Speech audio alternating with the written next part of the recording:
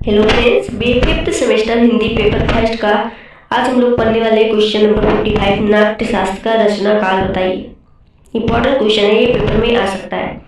तो देखते हैं नाट्य शास्त्र का रचना काल। आंसर पर आप लोग ध्यान दीजिएगा, शब्दों को समझने का प्रयास करिएगा।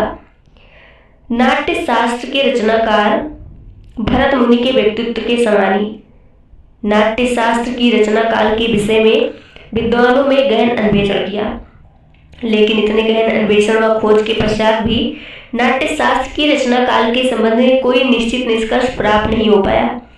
विभिन्न विद्वानों द्वारा नाट्य शास्त्र रचना काल ईसा पूर्व से लेकर 4वीं शताब्दी तक स्वीकार किया गया, लेकिन ये भी पूर्णतः भ्रमित करने वाला तथा असंतोषजनक रहा। यद्यपि भारतीय विद्वानों द्वारा इनका बिना सोचे समझे अनुकरण किया गया।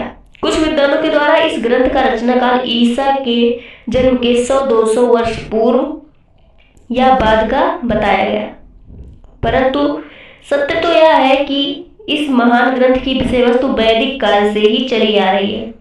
पुराणों तथा अन्य ग्रंथों से ज्ञात होता है, भारत में इस ग्रंथ से संबंधित विषय वस्तु का उल्लेख अनेक प्राचीन ग्रंथों से प्राप्त होता है, जैसे रामायण, महाभारत एवं पतंजलि आदि। इनसे प्राप्त साक्ष्यों के आधार पर कहा जा सकता है कि भारत में ईसा के कई सौ वर्ष पूर्व ही नाट्य शास्त्र की रचना हो चुकी थी।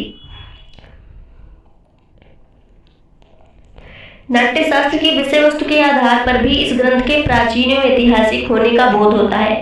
इस ग्रंथ में मात्र 4 अलंकारों उपमा, रूपक, दीपक, यमक का वर्णन किया गया है, जबकि भामादंडी के समय से लेकर 6वीं शताब्दी तक इसका विकास सने सने होता रहा है और इनकी संख्या 40 तक पहुंच गई है। इससे भी कह सकते हैं कि नाट्य शास्त्र एक प्राचीनतम ग्रंथ